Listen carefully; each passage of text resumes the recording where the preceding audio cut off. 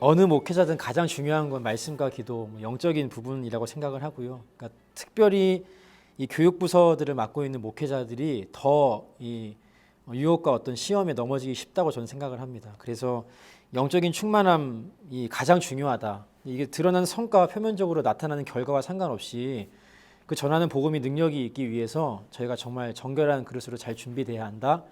이게 가장 중요하다고 저는 생각을 하고요. 개인적으로 두 가지 제가 좀 강조하고 싶은 덕목이 있습니다. 첫 번째는 비전의 사람이 돼야 한다는 겁니다. 비전의 사람. 요즘에 젊은 목회자 찾기가 참 쉽지 않다라는 말들을 많이 듣고 실제로 일선 교회에서들 이제 사역자 구하는 게 굉장히 힘든 상황인데 사실 더 큰 문제는요. 정말 가슴을 뛰게 하는 그런 비전을 제시하는 리더가 없다는 것이라고 저는 생각을 합니다.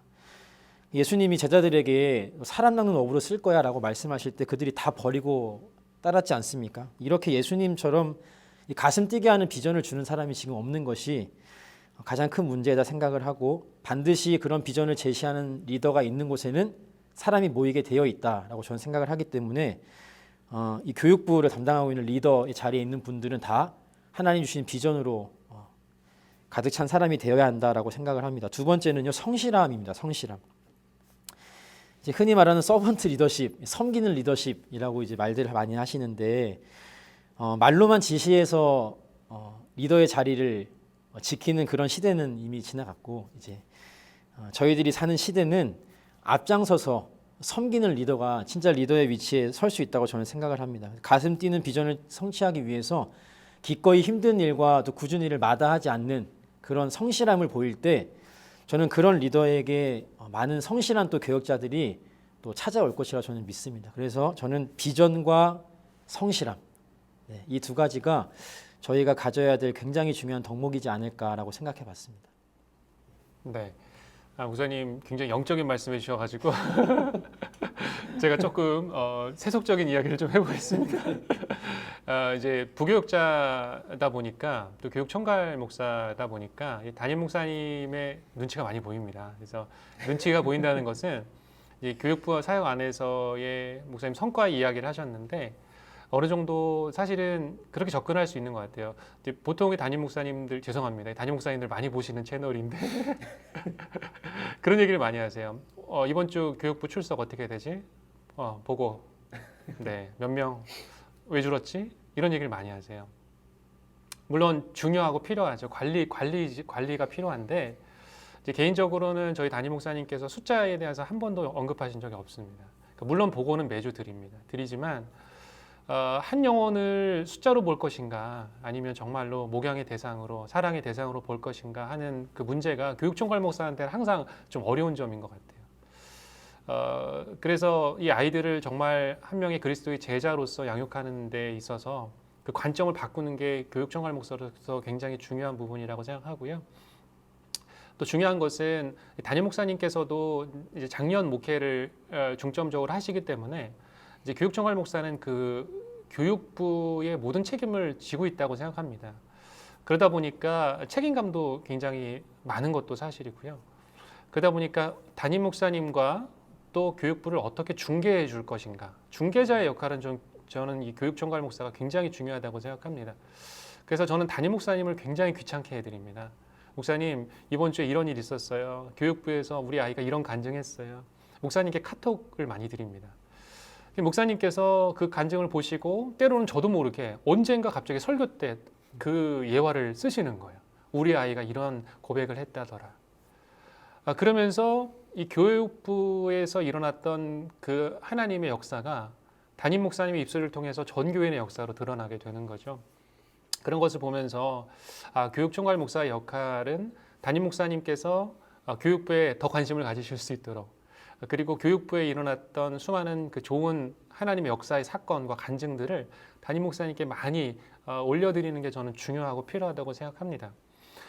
그리고 이제 교육총괄 목사의 포지션에서 이제 저는 개인적으로 제 성향도 좀 그러긴 하지만 이 창조성이 많이 필요하다고 생각해요. 그래서 새로운 것들을 계속 고민하게 되고 아이들한테 더 좋은 것이 무엇인가를 또 찾게 되고 그러다 보니까 계속해서 고민하는 저를 좀 발견했어요. 근데 사실은 이제 저희 교육자들과 함께 나눌 때 함께 사역하는 교육자들과 함께 나눌 때 그 아이디어가 막 몇 배가 되는 것을 저는 많이 수차례 아니 매주 경험하고 있습니다. 그런 것을 보면서 또 저의 귀한 목양 대상 중에 한 파트는 바로 저희 교육부에 있는 교육자들이라고 저는 생각하거든요. 그래서 그 교육자들과 어떻게 하면 팀워크를 잘 이루어가서 이 교회 학교가 정말 한 원팀이 되어서 담임 목사님과 그리고 교육부가 하나가 되어서 어떻게 하면 아이들을 잘 양육할 수 있을까, 이것이 가장 중요한 역할이지 않나 이렇게 생각합니다.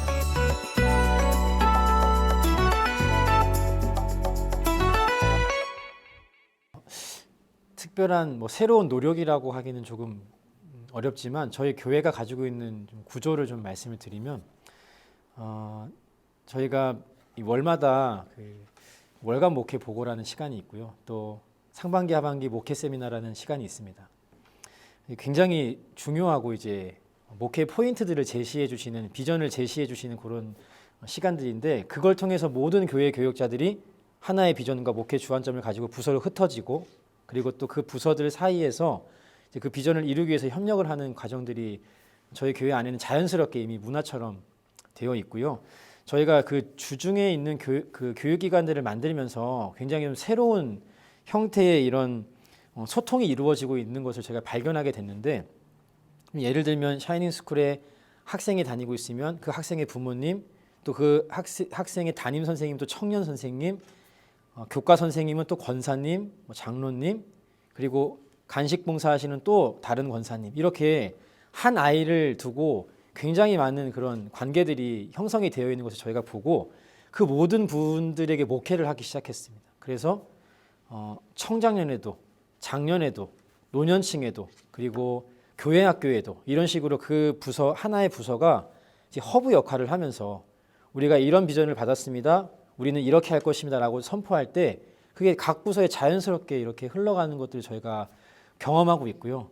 그 굉장히 놀라운 저희 나누고 싶은 은혜 중에 하나였습니다. 그래서 수직적으로 내려온 이 비전에 대한 부분들, 그리고 부서 안에서 한 아이를 두고 관계된 모든 분들에게 흩어지는 이 수평적인 부분들, 이 두 가지가 이 상호 보완적인 역할을 하면서 저희 교회에는 소통의 좋은 창구가 되고 있다고 저는 생각을 합니다. 네.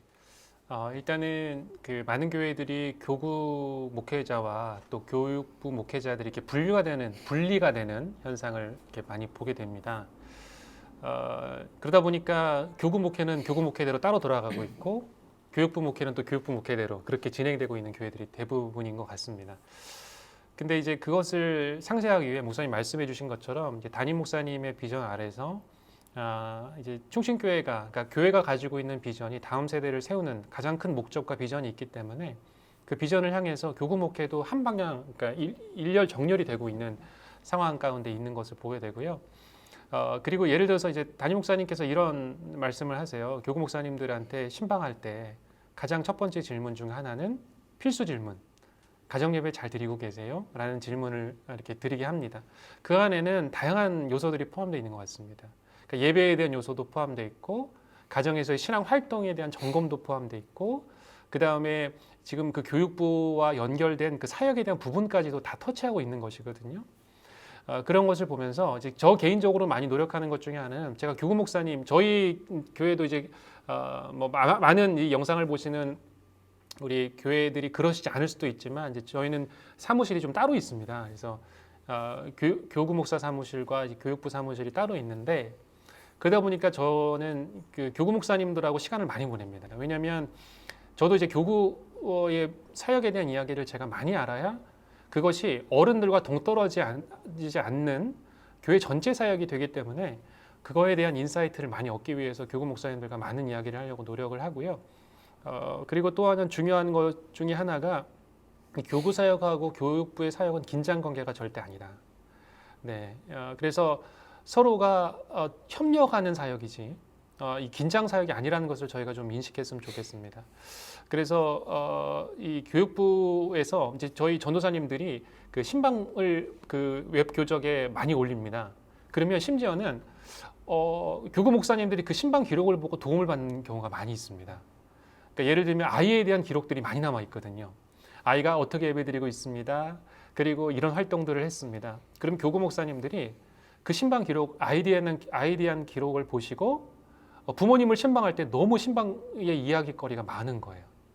그러면 이야기가 훨씬 더 풍성해지고 신방이 더 수월해지고 은혜가 있는 것을 이렇게 보게 되면서 이 교회 사역, 그러니까 교부의 사역과 교육부의 사역은 정말 긴밀한 소통이 필요하구나 라는 것을 많이 느끼고 있습니다.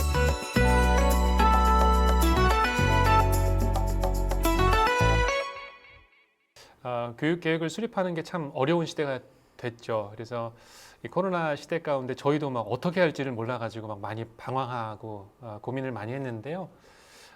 우선은 이 코로나 상황 가운데 저희는 이제 단기, 중기, 장기 계획을 좀 수립을 했습니다. 그러니까 지금 이 팬데믹의 상황 가운데서 지금 당장 우리가 해야 될 계획, 가장 중요한 게 뭐냐라고 했을 때 저희는 이제 그 예배하고 교육을 붙잡았거든요. 공과 뭐 이런 아주 핵심적인 교육들을 붙잡으면서 지금 이 시대 가운데 우리가 해야 될 가장 핵심적인 사역을 붙잡으면서 나갔고, 그리고 이 시대가 이제 회복되고 다시 한번 교회가 온전하게 회복이 됐을 때 우리가 무엇을 해야 되냐 그 부분들을 이제 나누면서요. 최근에 사실은 이제 뭐 많은 교회들이 메타버스에 대한 관심을 많이 갖고 있습니다. 그러면서 이제 저희 교회의 계획 중에 하나는 이제 메타버스 커리큘럼을 만드는 게 계획 중에 하나인데요. 뭐 수련회 때도 메타버스를 시도를 했었고 또 온라인에서 아이들이 메타버스 안에서 이렇게 재밌고 그리고 교육적인 프로그램들을 진행을 했는데, 중요한 것은 트렌드를 따라가는 것도 굉장히 중요하다고는 생각합니다. 그런데 우리 교회가 할 수 있는 것 그리고 우리 교회가 해야 되는 것을 명확하게 먼저 구분하는 게 저는 굉장히 중요한 작업이라고 생각하고요. 사실은 지금은 1년 계획, 2년 계획 뭐 세워도 당장 바뀔 수도 있습니다. 그렇기 때문에 이 계획이라는 것을 항상 저는 세울 때 염두에 두는 것은 우리 교육자들과 함께 그 비전을 공유하되 우리 교육부의 교육자, 제가 함께하는 사역자들과 공감대를 형성하는 게 저는 굉장히 중요하다고 생각하고요. 그 과정들을 굉장히 회의를 거쳐서 많이 이렇게 숙성하는 시간들을 많이 갖습니다.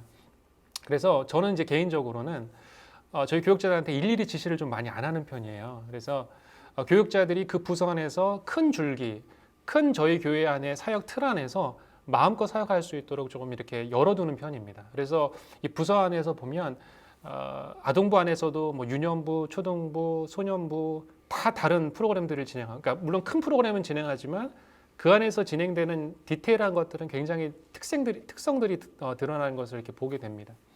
그렇지만 이 계획이라는 것은 어떠한 계획과 함께 또 자율성이 저는 분명히 필요하다고 생각하는데요. 그러니까 자칫하면 교육이 너무 경직될 수 있고 그 계획 안에서 우리가 이거 안 하면 안 돼. 작년에도 저희가 기획했던 뭐 예배, 행사, 뭐 코로나 때문에 하나도 못 했거든요. 네, 교사 기도회 이런 것들도 다 진행할 수가 없었는데 물론 온라인으로 진행하긴 했지만 중요한 것은 우리가 이제 앞으로 계획을 세울 때에 이제 교회의 가치와 비전을 가장 큰 목표로 두되 저는 얼마든지 유연한 계획들을 세워가는 게 가장 중요하다고 생각합니다. 그것이 뭐가 될지는 저도 지금 모르겠지만 제가 지금 이 시간 저희 교회의 계획을 말씀드려서 그렇게 도움이 되지 저는 않을 거라고 생각해요. 각자 교회에 맞는 하나님의 계획과 은사와 달란트가 저는 분명히 있다고 생각하고요. 그것들이 무엇인가를 먼저 발견하는 과정이 저는 우선순위가 된다고 생각합니다. 네, 저도 목사님 말씀에 동의합니다. 이상적인 어떤 일련의 목회 계획은 전 존재하지 않는다라고 생각하는 게 이제 교회의 환경도 다르고 또 교회의 부르심도 다르고 또 구성원들의 성향도 다르기 때문에 어떤 이상적인 교육 계획과 목표를 제시한다는 것 자체가 굉장히 어려운 일이고요. 근데 그럼에도 불구하고 뭔가 핵심적으로 붙잡아야 될 게 한 가지 있다면 저는 할 수 있는 것을 하는 게 아니라 해야 하는 것을 해야 한다라고 저는 생각을 합니다. 저희 교회가 해야 할 것, 우리가 반드시 지켜야 할 것 중에 하나가 바로 오프라인 예배였습니다. 그래서 굉장히 어려웠는데 이제는 아이들이 당연히 교회로 오는 게 어려운 상황에도 오는 게 당연하다라고 이제 느끼고 찾아오고 있고요.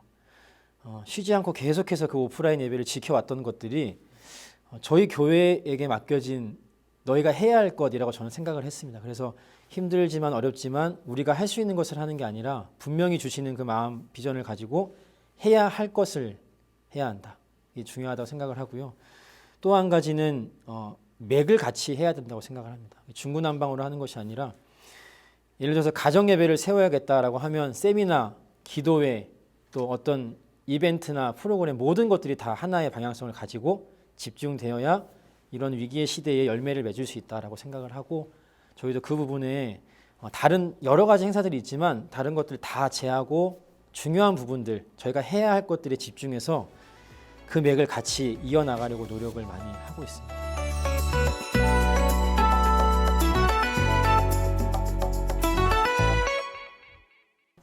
네, 제가 설교에 대해서 이렇게 조언을 드려도 되는지 잘 모르겠지만 제가 임상에서 경험했던 것들을 몇 가지 좀 말씀을 드리고 나누려고 합니다. 일단은 저희가 굉장히 많은 정보를 접하고 또 말씀이나 이런 강해들도 많이 쉽게 접할 수 있는 상황에서 그 어느 때보다 이 본질에 충실한 말씀 해석이 필요하다. 그래서 목회자는 연구하는 사람이 되어야 한다. 그게 첫 번째 제가 꼭 붙잡고 가는 설교의 원리 중 하나입니다. 두 번째는 본질을 붙잡고 가되 그 전하는 틀과 형식은 자유로워야 한다. 목사님 말씀하신 것처럼 경직되면 안 된다.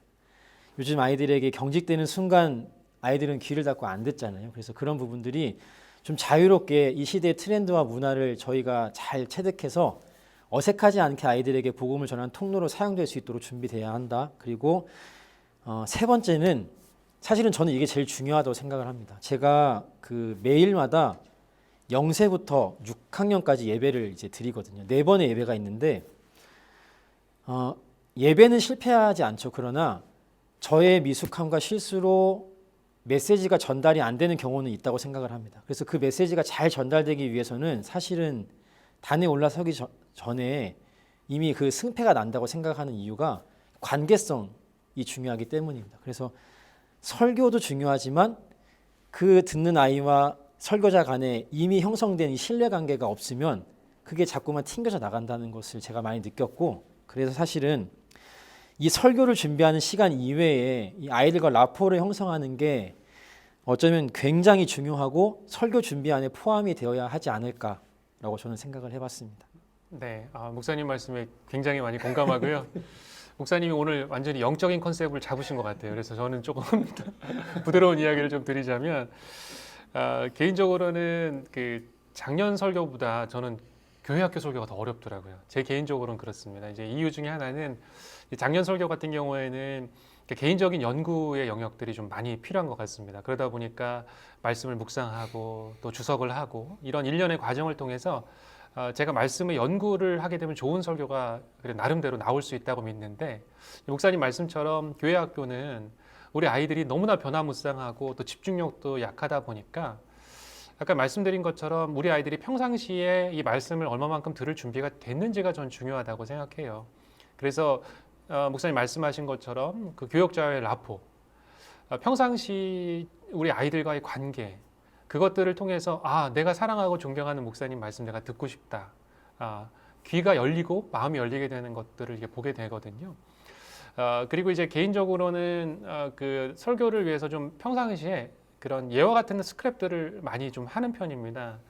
그래서 좀 감동적인 이야기, 우리 아이들에게 필요한 이야기들, 그리고 좀 대중적으로 우리 아이들이 공감할 수 있는 사건들, 그런 이야기들의 소스들을 좀 모아서 우리 아이들에게 전했을 때 우리 아이들이 설교에 집중할 수 있도록 또 마음을 열 수 있도록 이렇게 개인적으로는 좀 준비하는 시간들을 갖고요. 그리고 또 이야기의 힘이 굉장히 중요하다고 생각합니다. 그러니까 우리가 성경은 이제 하나님의 이야기로 가득 차 있잖아요. 우리 아이들이 하나님의 이야기를 마음에 많이 품을수록 그 하나님의 이야기의 능력은 많이 나타난다고 생각합니다. 그래서 우리 아이들이 잘 그 이야기를 들을 수 있도록, 들릴 수 있도록 목회자가 잘 해석해내는 게 굉장히 중요하다고 생각합니다. 단순히 아이들을 위해서 막 흥미적인 요소가 많이 만들어지는 것도 중요하지만 그 말씀 안에 아이들의 말씀이지만 은혜가 있고 그리고 하나님의 그 역사가 전해지니까 아이들이 그 말씀에 이렇게 흡입되는 것을 보게 됩니다. 집중하게 되는 걸 보게 됐어요. 그러면서 우리가 아이들 설교라고 해서 무조건 흥미 위주로 가서는 안 되겠구나. 분명히 하나님의 은혜가 필요하고 교육자들이 사실은 저도 그 교육 전도사 시절에 많이 빠졌던 함정이 어떻게 하면 PPT를 재밌게 만들까, 화려하게 만들어 볼까, 이런 것들을 제가 굉장히 많이 고민했던 때가 있었는데요. 지금 생각해 보면 그것보다 더 중요한 것은 정말 말씀 앞에 하나님 이 아이들이 이 말씀 앞에 들을 수 있는 귀를 열어주시고 마음을 열어주십시오라고 기도로 준비하는 시간이 더 중요하구나라는 생각들을 많이 하게 됐습니다.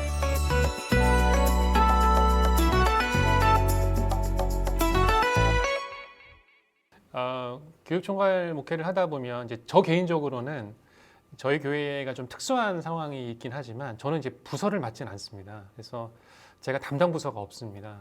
그러다 보니까 이제 교육이 이루어질 때 부서 예배가 들어질 때 이제 모든 부서들을 제가 탐방하고 살펴보고 아이들과 함께 예배 드리기도 하는데요.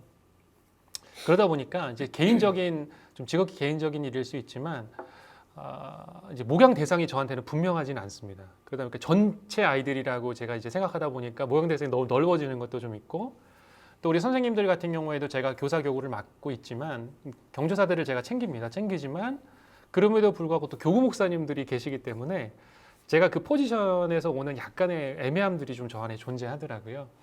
그러다 보니까 나의 목양 대상 그리고 내가 목양을 해야 되는 부분들 그리고 이제 저 같은 경우에는 계속해서 이렇게 뭐 연구 활동을 좀 많이 합니다. 교재도 만들어내고 또 어떤 프로그램도 기획하고 이러다 보니까 제가 이제 가끔씩 내가 목양을 하는 건지 아니면 어느 프로그램 개발자인지 이렇게 헷갈릴 때가 좀 가끔씩 있습니다. 그러다 보니까 하나님 앞에서 제가 정말 기도로 서는 게 정말 중요하다는 걸 많이 깨닫고 있고요. 그래서 프로그램을 준비할 때나 또 이 제가 주어진 이 목회 사역들을 감당할 때에 하나님 앞에 서는 것에 대한 좀 처절함을 가져야겠다, 철저함을 가져야겠다. 개인적인 좀 그런 고백들이 있습니다.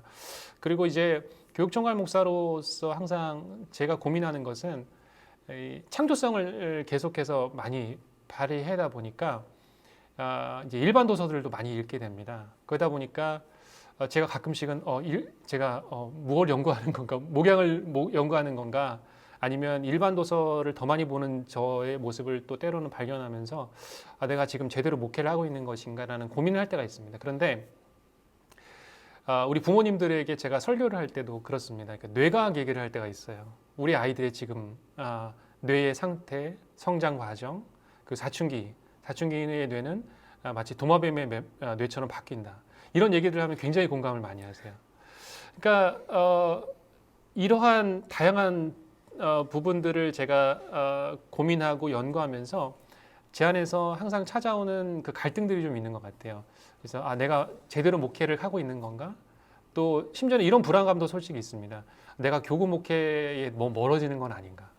나중에 담임 목사가 됐을 때 내가 제대로 된 역할을 할 수 있을까? 이런 고민들이 제 안에 솔직히 있습니다. 그래서 아마도 이제 끝에 나중에도 좀 말씀드릴 수 있으면 좋겠지만 교육총괄 목사의 자리가 때로는 저는 외로운 자리라고 생각합니다. 왜냐하면 이 교육 목회를 한다는 것 자체가 때로는 내가 일반적인 목회를 하지 않고 있기 때문에 내가 제대로 된 지금 길을 가고 있는가, 제대로 된 코스를 밟고 있는가 이런 고민들을 할 때가 좀 있거든요. 그러나 저는 지금 이 교육 목회의 길을 가고 계신 여러분들을 진심으로 정말 축복하고 싶고 이 한국 교회를 살리는 이 교육 총괄 목사의 역할, 교육 디렉터 역할이 정말 한국 교회의 미래를 책임지고 있다고 해도 저는 과언이 아니라고 그렇게 생각합니다. 저는 마음을 지키는 게 제일 힘든 일이라고 생각을 합니다. 제가 어릴 때는요, 제가 지금도 어리지만 조금 더 어릴 때는 목회가 좁은 길이라고 많이들 말씀하시잖아요. 근데 저는 그게 뭐 물질적으로나 시간적으로나 부족함 때문에 그렇게 말씀하신다라고 생각을 했었는데 제가 교육부서를 담당하면서 가장 크게 느꼈던 것은 마음을 지키기 어려운 자리이기에 하나님 선배님들이 이게 좁은 길이라고 말씀하신 게 아닐까라는 굉장히 그런 큰 마음의 이제 어떤 깨달음들이 있었습니다. 그러니까 목사님 아까 말씀하신 것처럼 어떤 숫자에 대한 부분들, 행사의 결과에 대한 부분들, 물론 저희 교회에서 그런 부분들을 막 이렇게 압박을 하시거나 그러지는 않지만 제가 스스로 느끼는 이제 저에 대한 평가들, 교회 학교에 대한 평가들에 대해서 제가 민감하고 마음을 뺏길 때가 많다라는 생각들을 종종 하고요. 그래서 전사님들과 같이 이야기할 때마다 하나님 앞에서 정직하고 충성되게 목회하자. 결과가 좋지 않을지라도 하나님 받으시면 오케이. 결과가 좋을지라도 하나님 기뻐하지 않으면 돌이켜야 된다. 이런 이야기를 저희가 한 적이 있습니다. 그래서 그 마음을 지키는 게 너무 힘들고 어렵고 중요한 일이라고 생각을 하고요. 또 한 가지는 결정을 해야 될 때가 굉장히 많이 있습니다. 어떤 부서 간에 선생님들 간에 어떤 갈등과 이런 문제들이 생길 때마다 최종적 결정 권한이 저에게 이제 있기 때문에 결정을 해야 되는 순간이 반드시 오는데 그때마다 어떤 영적인 분별력을 가지고 어떻게 선택을 해야 교회를 위한 길일까 이런 것들을 분별하는 것이 정말 어렵고 힘든 일이라고 저는 생각을 합니다. 그래서 지혜를 날마다 구하고 또 그 처음 마음을 잃어버리지 않도록 마음을 새롭게 하고 이런 것들을 늘 가져가야 하는 자리가 아닐까 생각해 봤습니다.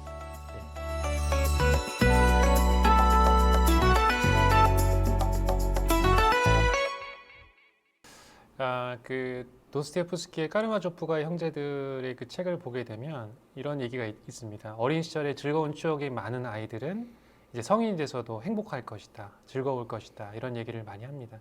그러니까 신앙 교육이라는 것은 저는 어린 시절에 신앙의 기억 장치들을 많이 만들어주는 게 필요하다고 생각합니다.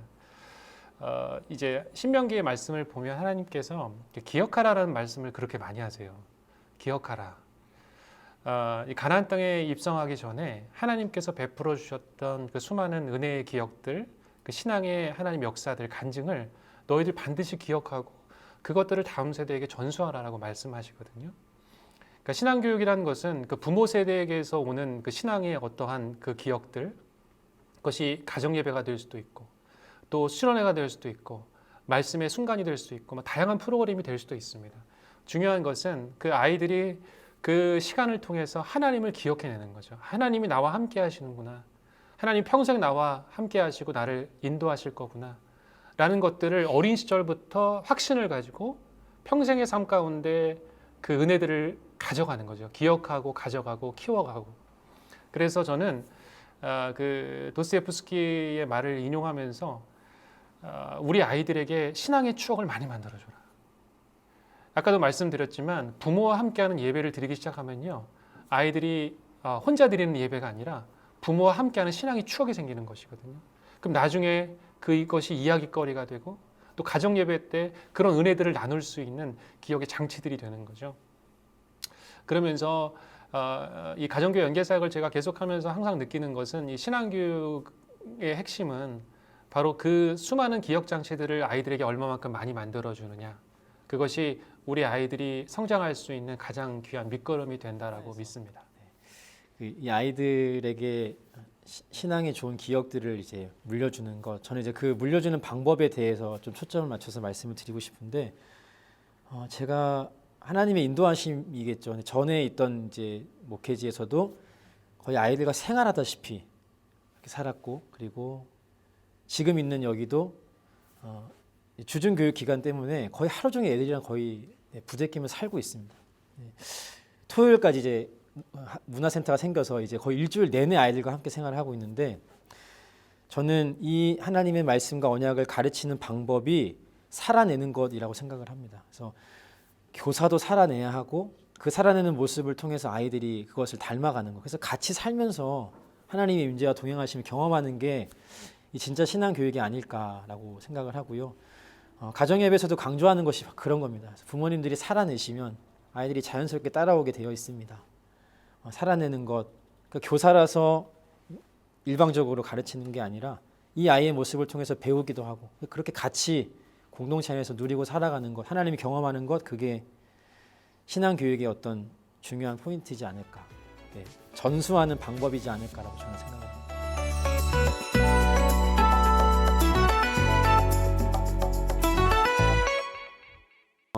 다음 세대를 세우는 일 정말 어렵고 또 힘든 일이지만 무엇보다 시급하고 중요한 일이라고 생각을 합니다.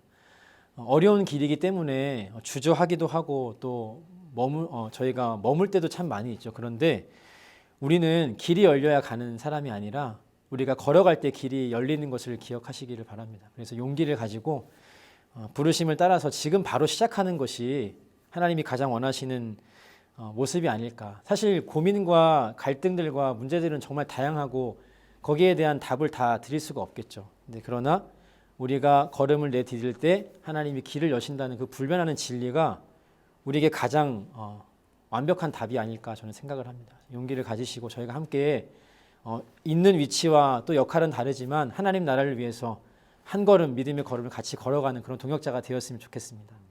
네. 이 교육 목회 사역을 감당하신 여러분들을 제가 진심으로 응원드리고 싶습니다.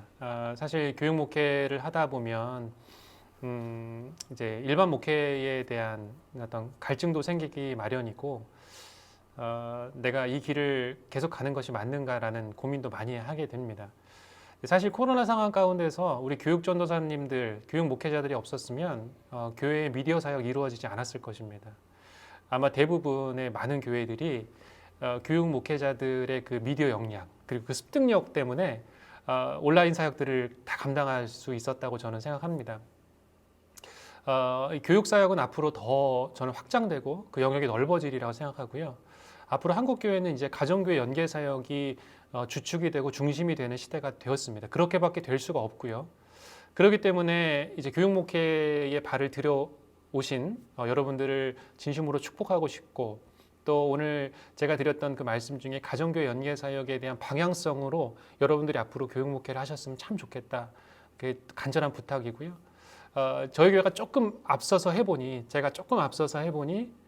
가정교회 연계 사역을 할 때 정말 교육자가 살아나고 가정이 살아나고 부모도 살아나고 다음 세대도 살아나는 그런 역사들을 수없이 보게 됩니다.